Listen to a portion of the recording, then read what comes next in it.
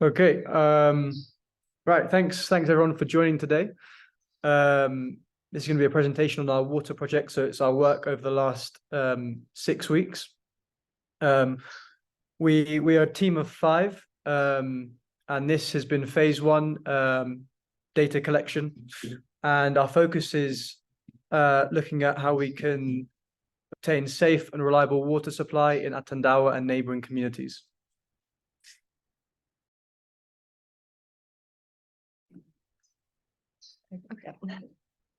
So yeah, as I said, we're a team of 5, and each person has their own speciality. Hannah, who left us a couple of weeks ago, her focus was infrastructure.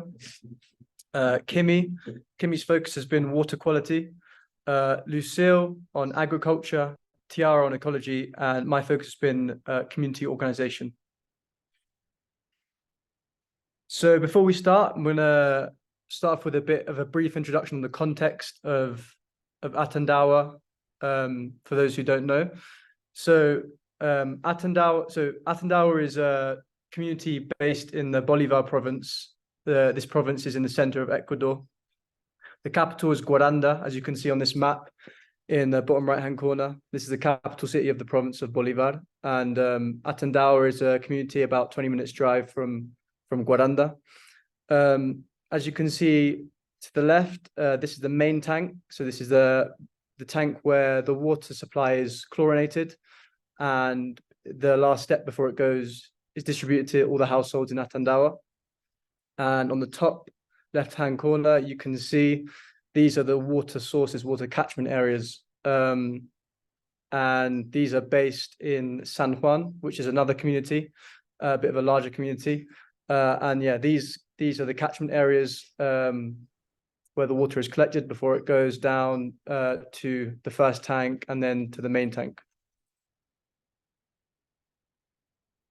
So now some context on the water situation in Atandawa.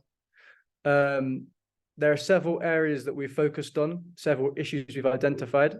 So one of those is contamination. As I mentioned in the last slide, the water catchment areas are based in San Juan and are surrounded by pastures and cropland, which causes significant contamination from manure and agrochemicals. Due to this contamination, there is quite a big rate of gastrointestinal issues among the community. Around the water catchment areas, there has been significant deforestation over the last few years, which has threatened not only the availability of water, but also the quality of water. The infrastructure in general has not been replaced in a long time. The pipes are too small and frequently clogged. And there are also pipe disconnections and leakages.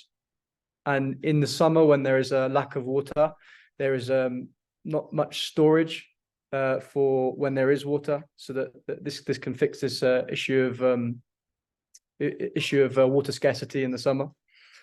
The main organizational structure for water in Atandawa is the Junta de Agua. This is essentially a water committee that is in charge of water management, maintenance as well. It's made up of a president, operator, and a treasurer. They are currently working on ordinances to improve long-term water quality by obtaining land around the catchment areas. And this could act as an area for planting trees, which acts as a buffer zone to protect the water supply and decontaminate it.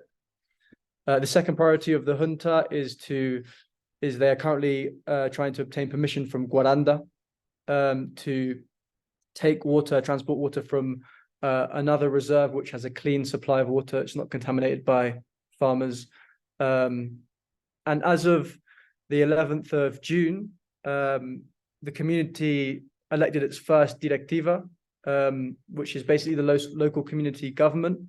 And now, hopefully, this will take some pressure off the Junta de Agua as the sole community leadership platform in Atandawa. In the last 6 weeks, what have we done? So we've done site visits to several communities surrounding Atandawa. These visits have been mainly to observe and learn from other communities how they've developed their water system over the last few years, sometimes decades. And these have been really useful to understand their organizational structures, the infrastructure they have, and testing water, for example, these kind of things, and reporting back to see how we can use this information to help the situation under Atandawa. We've also met with multiple doctors from health centers in San Juan and Guaranda.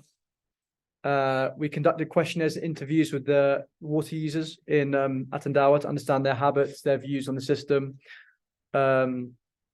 We've done water analysis. Kimi's been doing water analysis to see the level of substances in the water. We've also had workshops with Sebastian, looking at agroforestry design, silvopasture design, and seeing how we can use this to look at the situation in Atandawa. And we also attended a conference on initiatives by women and young people to protect water and Paramo. So for infrastructure, we have three main sources. We have the main source, a pond over here, a little pond here, and a second source here, and a third source here. So the first main source dries up completely in the summer because it has very little natural forest protection, while the small ponds, the second source and the third source have some kind of protection, so they never dry up in the summer, but their levels do reduce.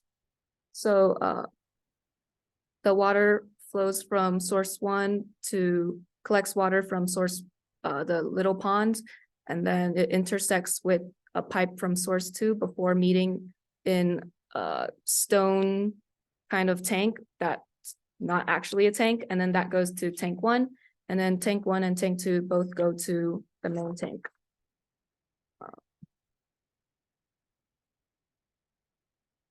So some problems we found when we visited the sources. We have exposed pipes with holes in them to collect more water, but this ends up resulting in more contamination. We have a water bypassing system and manual valve controls, as well as high levels of sediment and maintenance, which leads to blocked pipes.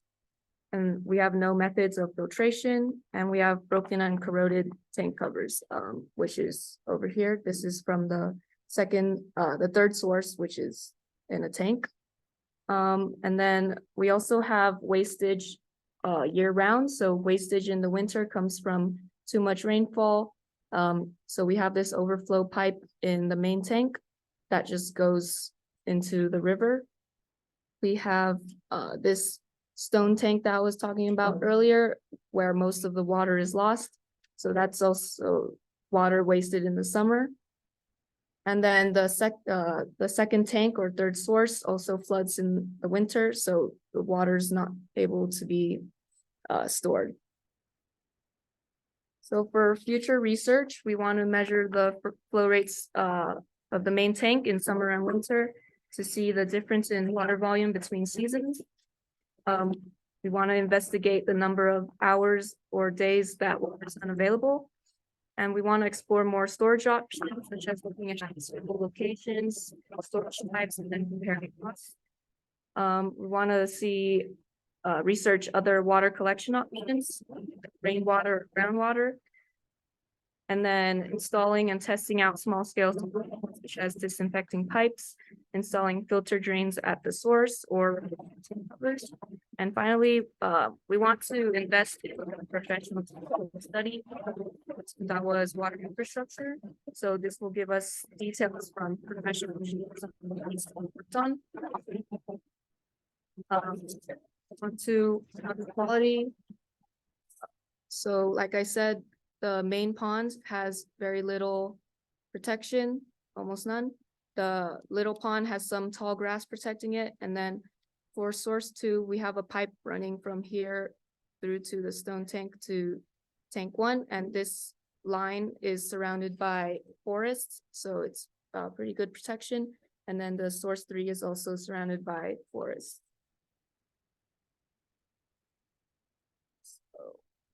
Also, from the main source to the first tank, this entire area is surrounded by pastures, farms, and you can see heavy fertilizer and pesticide use. We also did a questionnaire for water users in Atandawa, and the majority of the people say they don't have gastrointestinal issues, but it's possible that they don't acknowledge it because of the regularity. And everyone who seeks medical attention buys medication. We also did a little experiment to see at-home solutions for water filtration. So within the interns, we saw which filter was used the most between the Sawyer bucket system, boiling water, a ceramic filter, or using the filtration system outside the Casa Comunal. And the result was the ceramic filter was used the most because of how easy it is, and the flow rate wasn't too bad. So here we have our sources of contamination. This bottle of pesticide was found next to the first tank. This bag of fungicide was found right next to the main pond. And then we see a lot of streams of water with oily substances that are probably runoff from fertilizer and pesticide use, as well as manure next to streams of water. Over here, we have the little pond with the tall grass protection. We have this second source with the native forest around it. This main source has a farm right above it. So any fertilizer use will cause runoff to go into the pond. And this second tank, which also has the forest surrounding it. So we went to visit communities which have good water systems. So Ungubi and San Simon, they both had water users put in money so that the junta could buy the forest and plant native trees for water protection. Ungubi also has natural fertilizer use. So most of their farmers use natural fertilizers. So this is less pollution if they're runoff. And then the farmers also have field borders. So they plant trees around their farms, which is good for protection. And they also use the trees for wood. They just replant the trees after they cut them down.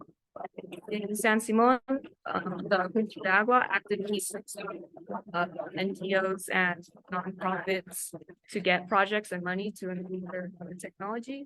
So using this money, they test their water every year. And so their water has no bacteria and the minimum chlorine required. And the money is also used to pay a chemical engineer every year to chlorinate the water. And this chemical engineer also gives courses to the community to educate them on chlorine, equipment management, and interpret water analysis results. And then we also have some statistics from the San Juan Health Center. In 2022, 11% of people in San Juan were diagnosed with intestinal parasites. 18% were young people and 10% were infants. We also tested the water in the laboratory. So we did pH, turbidity, nitrates, phosphates, and ammonia. So pH measures the acidity, turbidity measures the total suspended solids. So whether there's soil, algae, or microscopic organisms in the water. Nitrates, phosphates, and ammonia are all indicative of fertilizers, animal waste, and sewage. And then phosphates also comes from gray water or soaps. So we saw that we tested 3 sources, the bathroom tap, which comes from the main tank of Atandawa. We tested a well and the Casa Comunal filtration system. So most of the sources have numbers higher than the natural levels, which shows evidence of contamination. The well is the most contaminated, and we're thinking it's because it's located next to a washing machine and basin. So the soaps and gray water from the washing machine and basin can leach down into the well and contaminate the water. So for families wanting to have their own well, they need to pay attention to where they place it. And we can see that the Casa Comunal filtration system filters out a lot of the chemicals, except for the turbidity, which increased.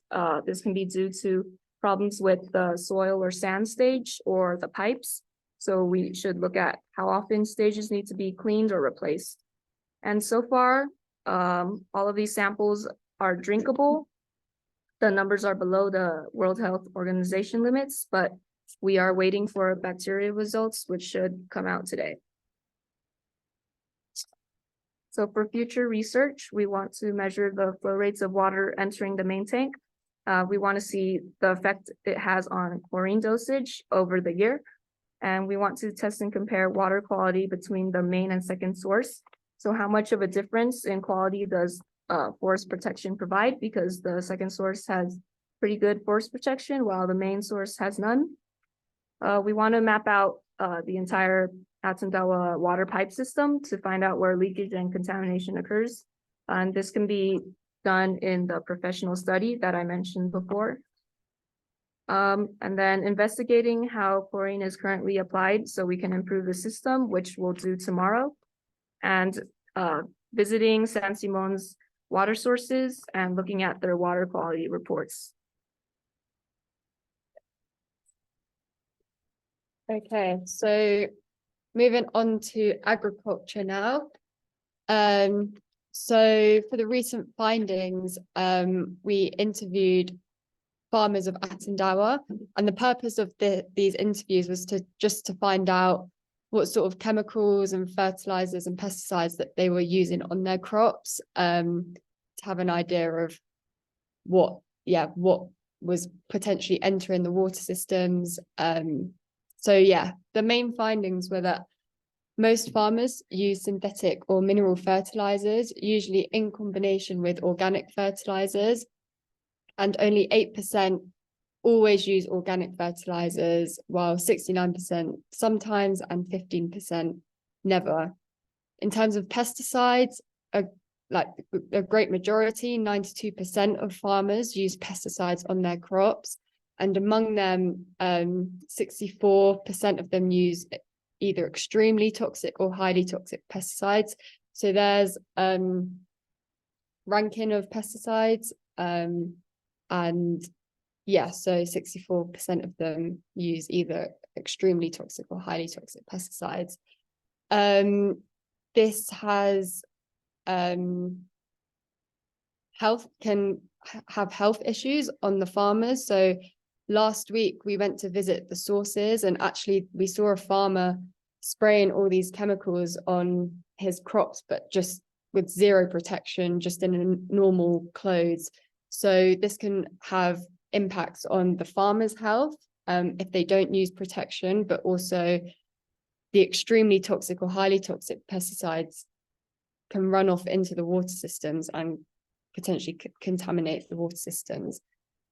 So yeah, only 50% of people always use protective equipment, and 58% always clean the equipment after use. So there's some safety issues surrounding that.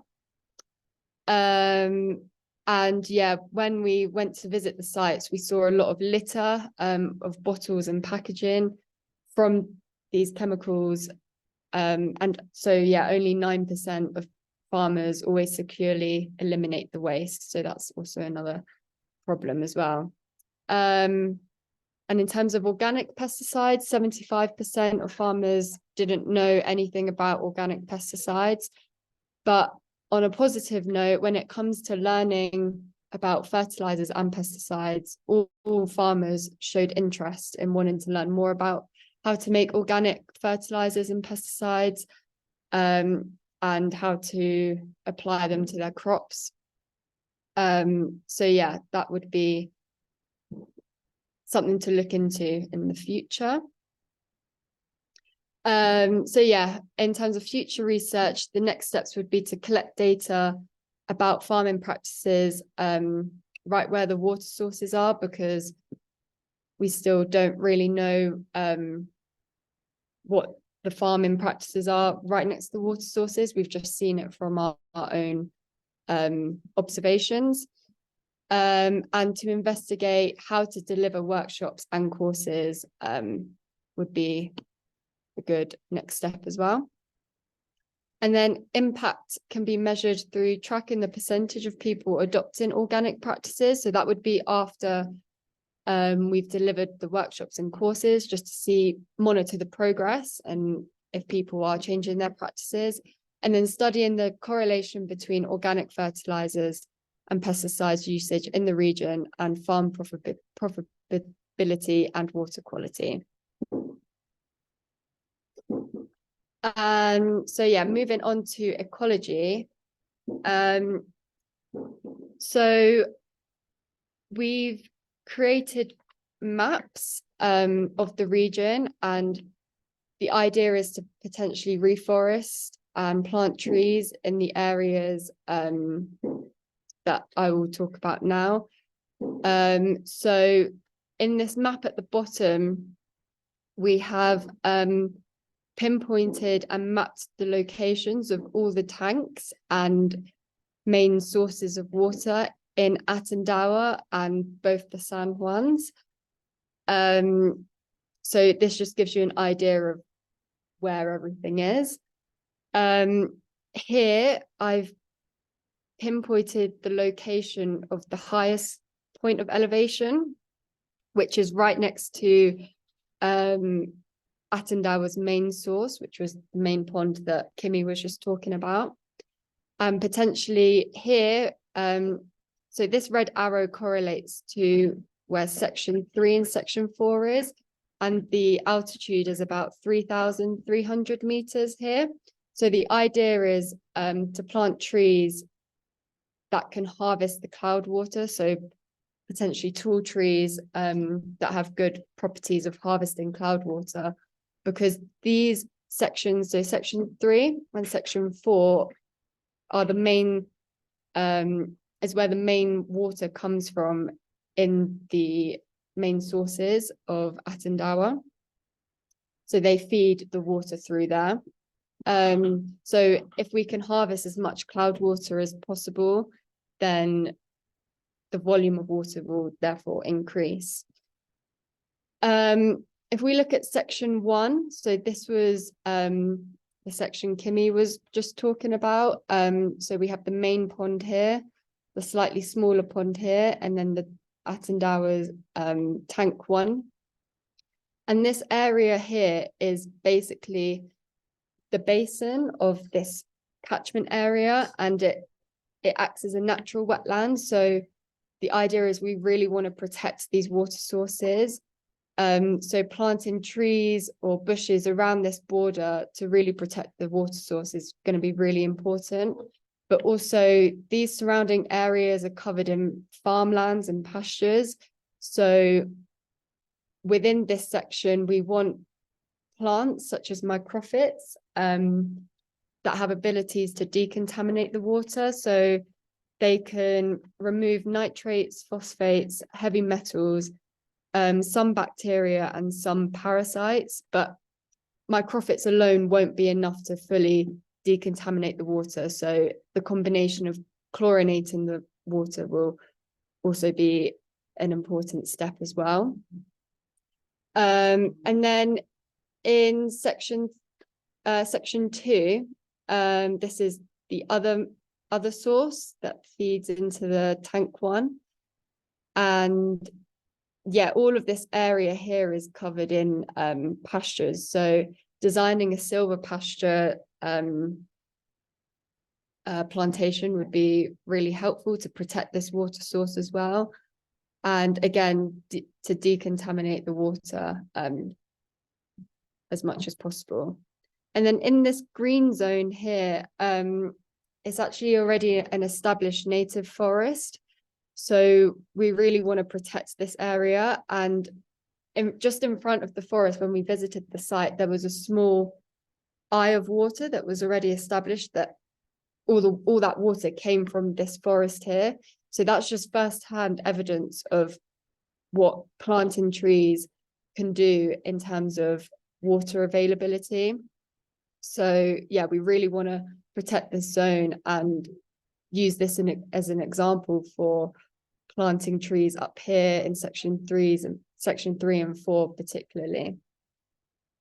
And yeah, in terms of what trees to plant, we visited the Guaranda tree nursery, and we spoke to the main guy there, who told us I think there are about 9 different species that can be planted at these altitudes particularly.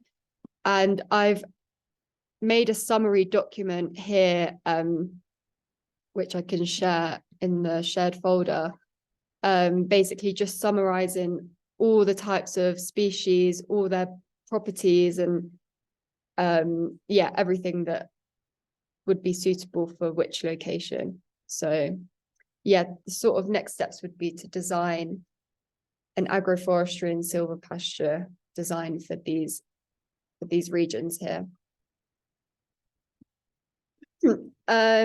So yeah, some more findings. So when we went to visit Ungabi, I noticed that it was just saturated with native forests, and because of this native forest, precipitation falls all year round, even in the summer. So there's evidence of no water shortages all year round.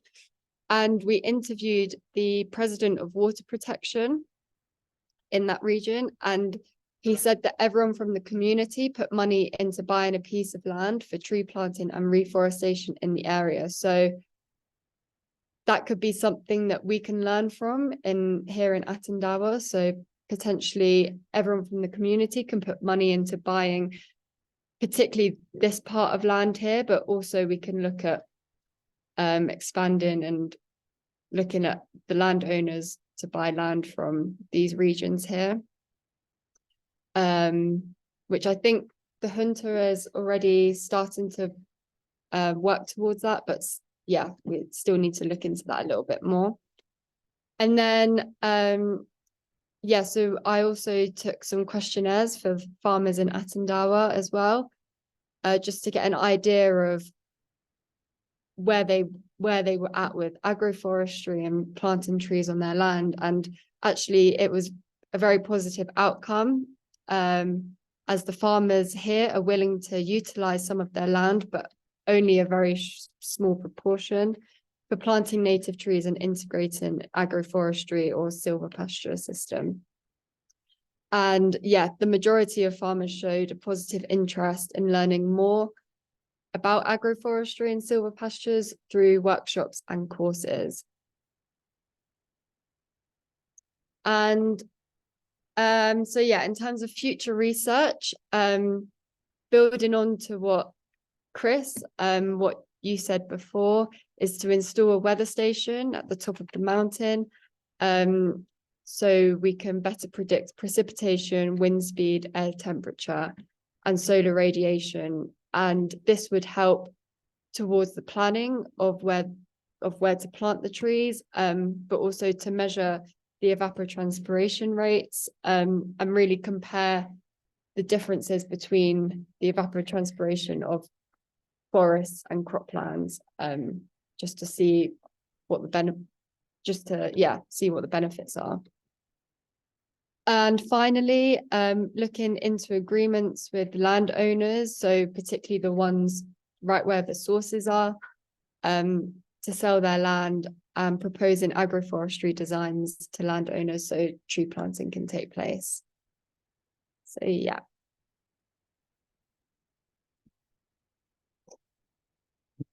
Okay, come to the end of the presentation. I'm going to just focus on my section now, community organization. So I think we mentioned before, we did a day of questionnaires. Kimi and I focused on the water users in general. and we managed to get 22 respondents. So for context, Atandawa has around 95 households. So we got 22 respondents. And we found that regarding filtration, it's split between those who boil or those who don't filter at all. However, contamination is a reality in Atandawa. Many said that they'd seen and experienced contamination, whether that be sediment in the water supply, brown water, a bad smell. We asked about purchasing filters, the interest in this, and a price point of under $50 seemed to be the most popular one-off payment for a filter. But there are various options that we looked at. One is a blue bucket system. So I've got them here. These are the three that we proposed as potential solutions, potential home filtration systems. The one on the left is the blue bucket system. So that's at a price point of around $125 to $150. The soya filter, the one in the middle, comes from the US. That is $50 and is cleaned through a syringe and has to be cleaned once the whole bucket has been used. And then the last one is the tabletop filter. So this is essentially the same as the blue bucket system, but the filter is all in one in the center. And that costs $20. But the filter has to be replaced every 6 months, which costs an additional $10. So under $50 seemed to be the most popular one-off payment. Regarding education, workshops seem to garner a lot of interest, I think, as Tiara mentioned before, particularly on filtration methods, understanding them, their use, and understanding how they're more a preventative measure rather than a mitigating measure. So filtering your water prevents gastrointestinal problems rather than not filtering the water, getting ill and then going to a pharmacy to buy medication, which is a mitigating measure. So the cost benefit analysis behind this would be a focus in the workshops. Other topics include sources of contamination and water storage as well. Interestingly, people in Atandawa, the response we got, believe they are paying for more water than they use.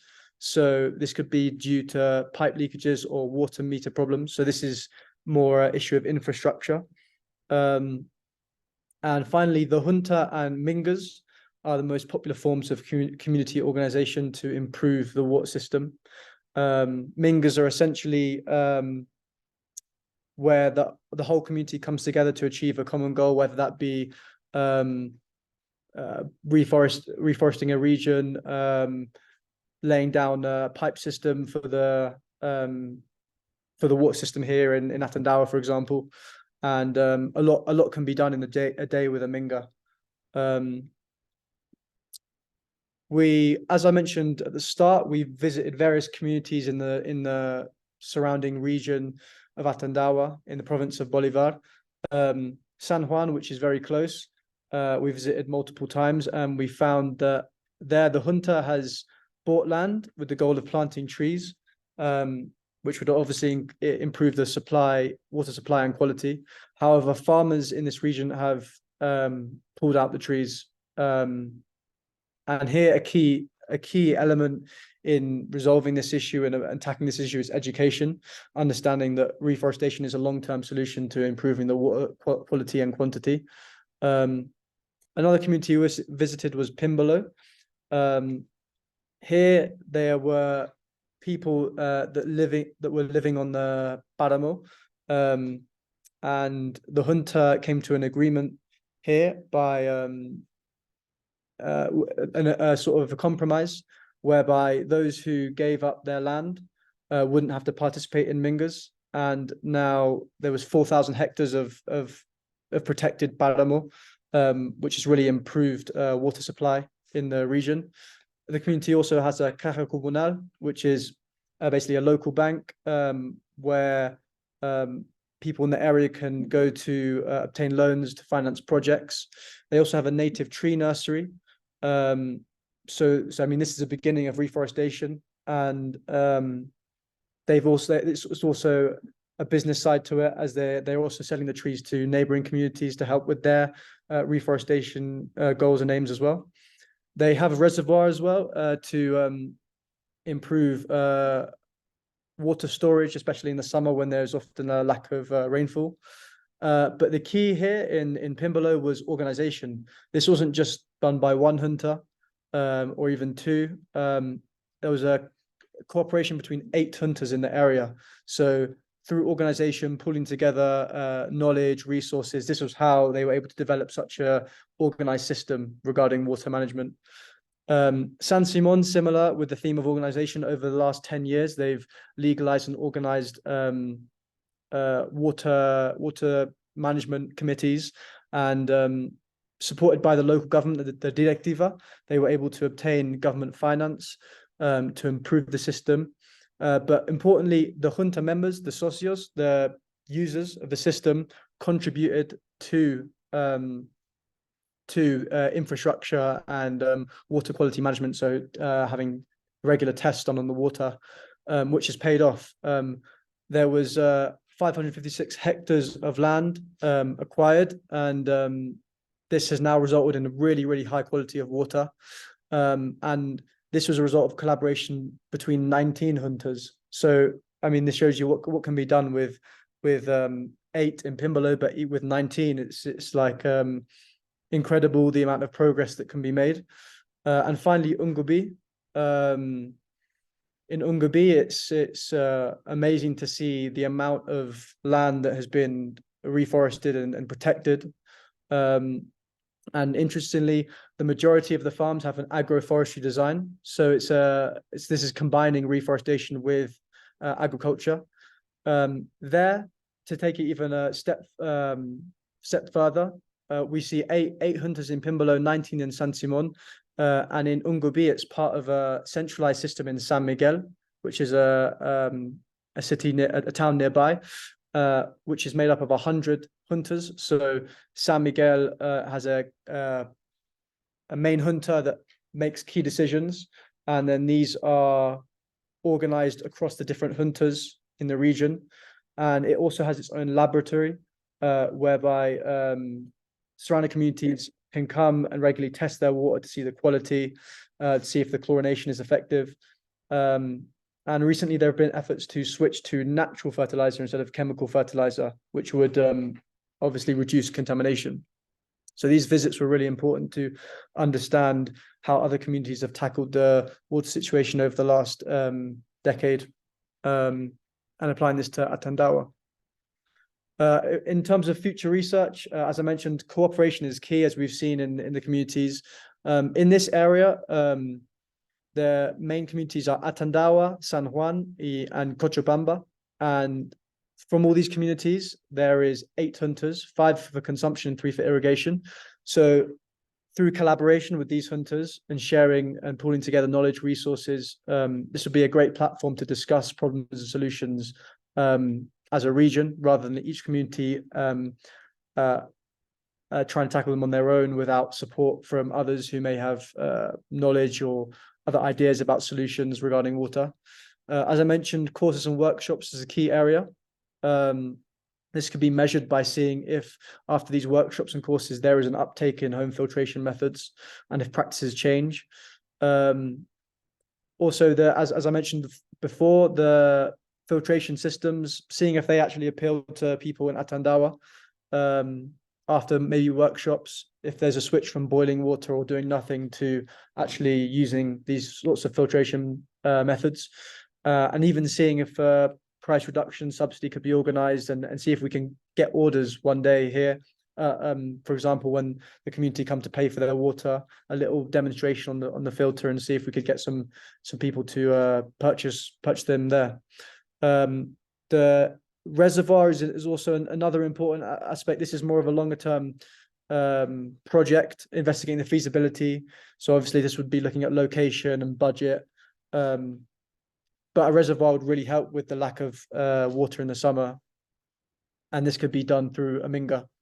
And finally, the purchase of land, looking at investigating how the junta is dealing with looking at land deals around the catchment areas. So the around the catchment areas, there are several owners who have farmland, and some are willing to sell their land in order to plant trees, and this would increase water protection. So investigating these routes to obtain this land, which would be used for reforestation.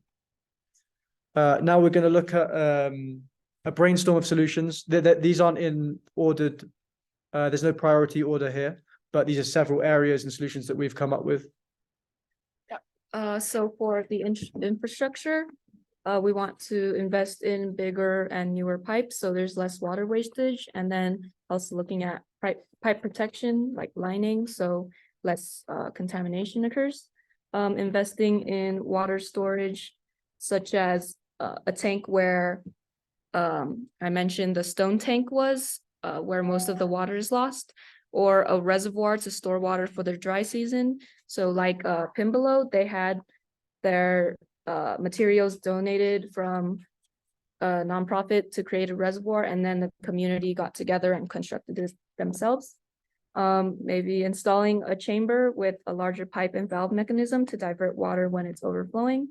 Reforesting and creating buffer zones to increase water quantity and protect infrastructure, and then inspecting the water meters and pipe leakages, since most water users feel like they're paying for more water than they actually use. For water quality, we want to construct or restore the wetlands and then create buffer zones for natural filtration and purification around the sources. This will be cheaper than investing in filtration or purification later on. So like in San Simon, they only chlorinate their water, but their source water quality is really high, so they don't need any extra steps. So installing sedimentation and filtration tanks before the chlorination system, finding a way to improve the chlorination system. We'll be inspecting that tomorrow. And then installing home solutions for black and gray waters, because right now the waste from houses usually just pollutes the rivers. So some options for this include evapotranspiration toilets and branch drainage systems. And then also using filters at home to reduce the ingestion of pathogens. So the main sort of solution for tackling the agriculture problem is to educate people and farmers on how to make organic fertilizers and pesticides through workshops and courses, which I've previously mentioned, and also economic and technical training on agroecological farms, so farmers can understand their local conditions and increase profits on a smaller piece of land. Solutions for ecology would again to plan and organize workshops and courses based on agroforestry and silver pastures. So for example, looking at topics of like benefits it has to farms, the types of trees to plant, methods of planting, etc. And to reforest and protect the areas that I previously spoke about. This is more of a long-term solution, but could probably be the most beneficial. And in the future, if trees are cut and harvested, then they should always be replaced, which is what they do in Ungabi. And having a community tree nursery, like what Amaan said, what they have in Pimbolo would also be very useful as well. To finish off, I've already mentioned some of this, but just to go over one more time. So collaboration and cooperation between hunters is key. Courses and workshops, really important to target the education side of water management, quality, and safe drinking water supply. And importantly here, a focus on both filtration, which is a short-term immediate solution, and reforestation, which is a more long-term solution, marrying these together because they're both important simultaneously. And finally looking at land sale agreements around the catchment areas. Next steps is some key data to be collected by the community. It's looking at digitizing the water meter readings, so we can track them over time easily. Looking at the flow rates and tracking water consumption and rainfall over time. And a key part of the education is seeing if people from the community, we had interest from the junta that we spoke to yesterday, the junta presidents and other key actors regarding water management, seeing if there's interest regarding trips to other communities to learn about their progress and see it firsthand. And then finally, yeah, agroforestry and silvopasture design, as Tiara was speaking about earlier, proposing these designs. Thanks for listening. Thanks for sticking with us for this presentation. I hope you now understand a bit more about the context of Attendawa, what we've been doing over the last 6 weeks. And yeah, we invite any questions.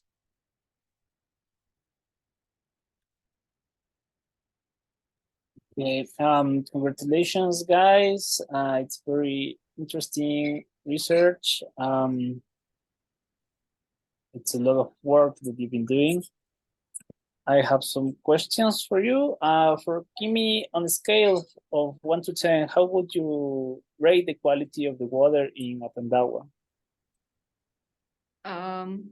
Think, wait, 10 is the best, right? So Yeah. maybe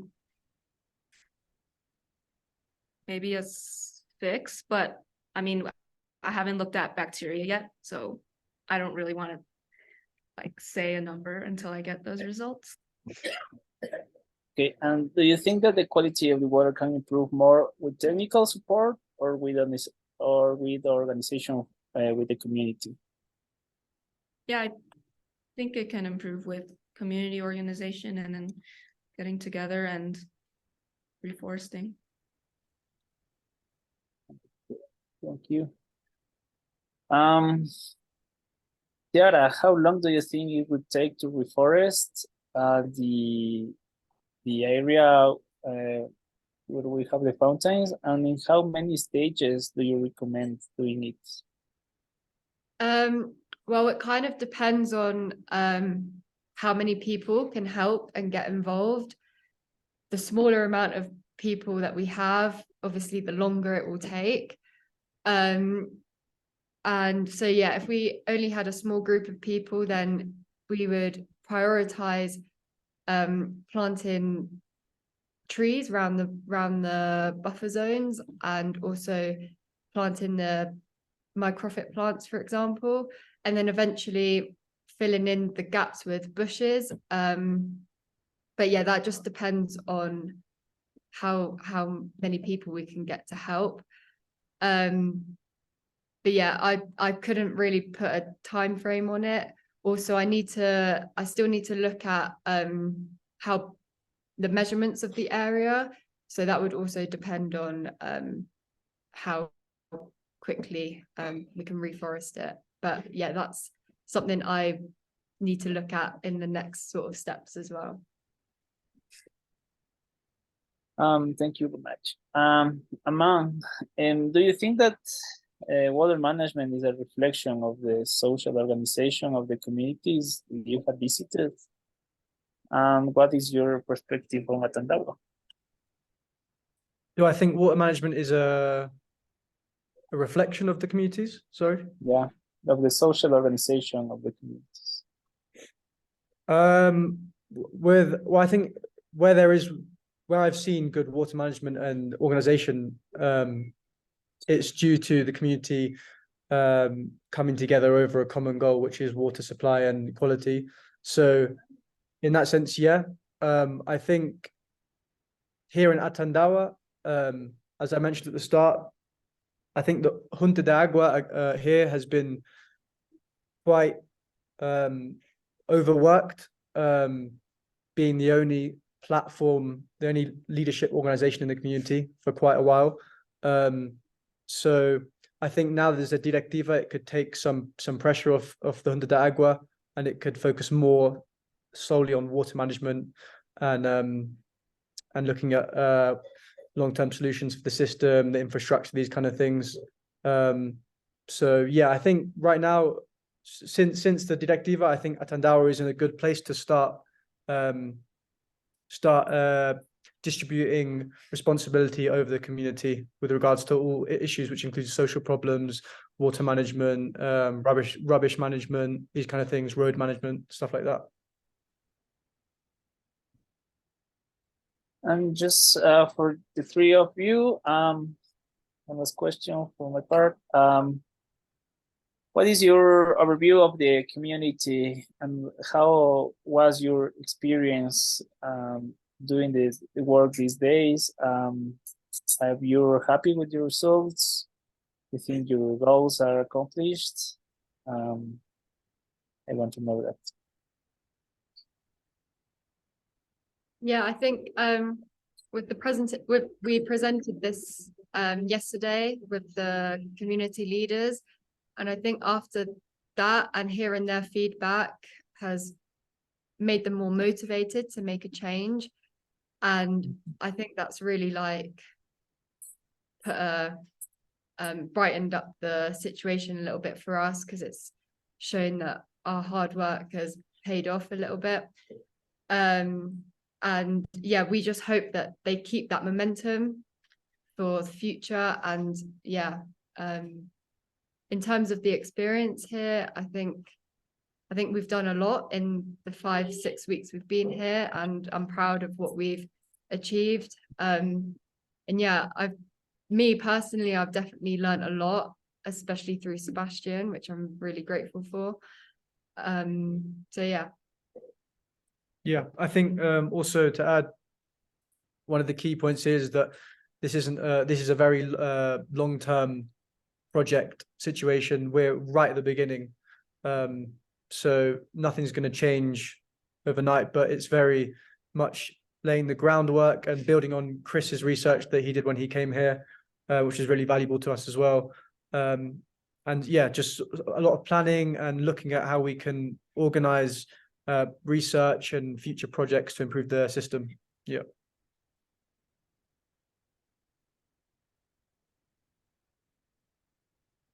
Kimi? Oh, I mean, yeah, basically what the other two said. I think hearing the feedback from the community leaders kind of made everything worth it. But even if they didn't like our stuff, I think it's still a really good experience.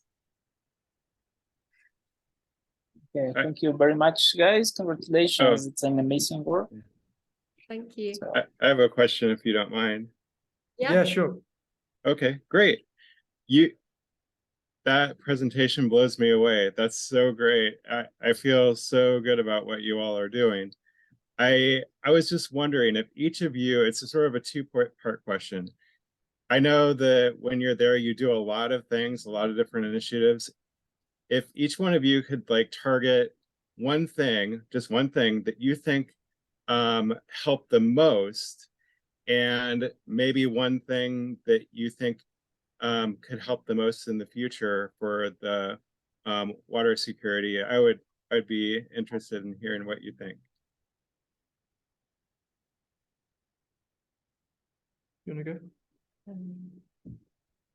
Well, I think for all of us, the number one thing we want to do is reforest for protection and quality. Yeah. I'd agree. I think a lot of the work that Tiara has done,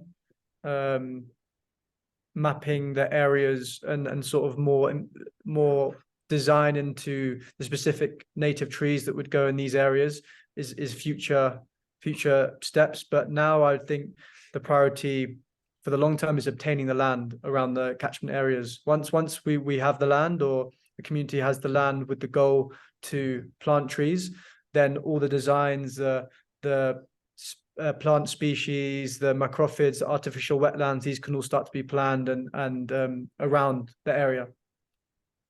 Yeah, I think it's a very tricky question, because all the aspects sort of link with each other. So yeah, it's all well and good reforesting the area, but there's no point in reforesting the area if we've still got the current infrastructure, because if more water is being harvested, then the same amount of water can still enter the pipes and be stored in the tanks.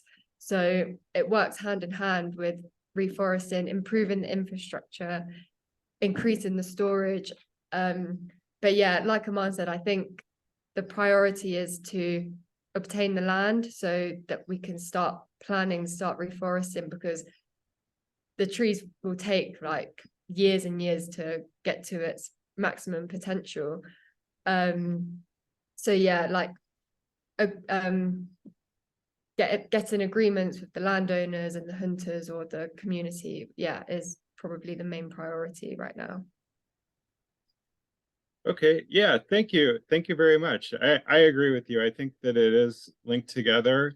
But I also think that the more people that do these projects and sort of communicate with the community there, the more progress is being made. It's sort of like reinforcing, right? Like reinforcing to the community that, hey, we're worried about this and we need your buy-in. And for me, I think that might even be one of the biggest takeaways from all of this. So thank you very much. I really appreciate all you've done and your presentation. It was great. Thanks for the question. Mhm.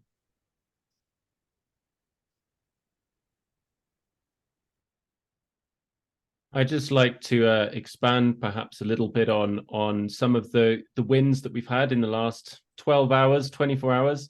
So expanding on after they had given the presentation, which had the community president of Atandawa, the community president of San Juan, the Junta de Agua president of Atandawa, and the Junta president of the irrigation water. They all came to the presentation. So them showing up was actually the first, indicator that they're keen. And at the end of that, they spoke for, I don't know, at least half an hour about how passionate they were and how they wanted to meet up and how they thought the community organization was really important. It was one of the first times that they'd sat in the room together. And we're arranging a date now for when we can actually get everybody in the same room and begin that process. So that was a massive win, and there was a really good energy after the end of that meeting. So first of all, that was an amazing win. And another thing, Hugo, who is the president of the community, contacted me this morning saying, I've been driving around Guaranda. Where do I get one of these filters? I want to get one of these filters. And he bought himself one. So even just through that presentation, we weren't trying to, convince people of that, but even through bringing some of that awareness, he's gone out and he's taken action. So I think those are just two really important steps about that change can happen, and that you guys have interns in the short time that you've been have helped take that forward. So I just want to say massive thank you to you guys, and also a massive thank you to Christian and Sebastian for giving you really solid support and bringing your expertise, and of course Chris for all that you did in the run up to it as well.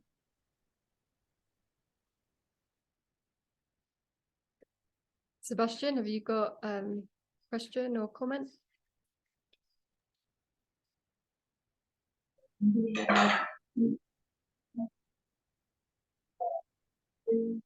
Yes, guys. First, thank you very much for all the work that you do, the goodwill and the solidarity for the community.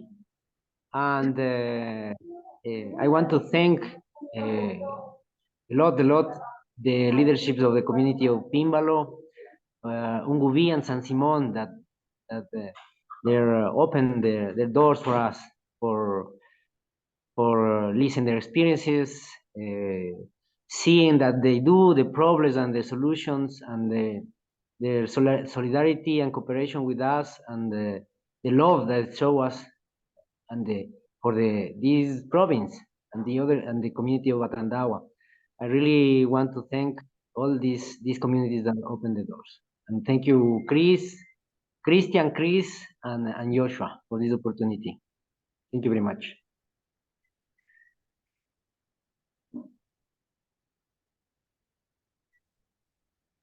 Okay, last opportunity for any final questions or comments. Yeah, thank you guys. I think that it's also an experience for us to work with you. I think that we learn more from you than we can help you, because you have a very awesome spirit and you're always helpful. So sometimes we think that we are going to be part of your support, but when I go to attend that, I just keep learning a lot of things from you, from Sebastian, from Joshua, as I've done with Chris. So thank you very much for the opportunity for us to.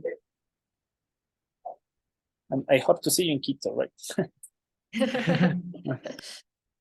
Yeah, I just would like to say thank you for this opportunity. Like, I've honestly learned so much and couldn't have done it without the support of all of you. So yeah, thank you for that. Yeah, thanks a lot. I also have a question. But it's more just some general questions. So for example, like when doing these meetings or giving like workshops, would it be then also in Spanish, or would it be possible to do it in English, or what do you think? Probably Spanish would be, it would be in Spanish. There'd potentially be English option as well. But I think the goal is if the workshops and the education's for the community, then Spanish. Yeah. Yeah. Okay. And I have a question for Amaan, because you mostly talked about the community organization, but I'm just curious, what study are you doing currently? In study as in Like what? what course, like what education? Oh, Because you're I interns, right? Oh yeah. I mean I graduated university last year. Oh, So I graduated in international development. okay, good. And maybe could you maybe go to the previous page one more time, because I saw something that I want to write down, but I went a bit quick. Yes, thank you. And just in general, thank you very much for this presentation, because for me, I still have to decide on what kind of project or research I'm going to work on, but this was really, really interesting, actually. So thank you. Thanks so much for coming. Thank Yeah. you. Thanks for the question. Thank you. Okay, guys, the end of another era. Thanks everyone for participating in this presentation, and looking forward to where it goes next. All the best. Thank you. Cheers. Bye. See you. Thanks for See you, coming. Joshua. Thank you. Thank you, guys. Thank you.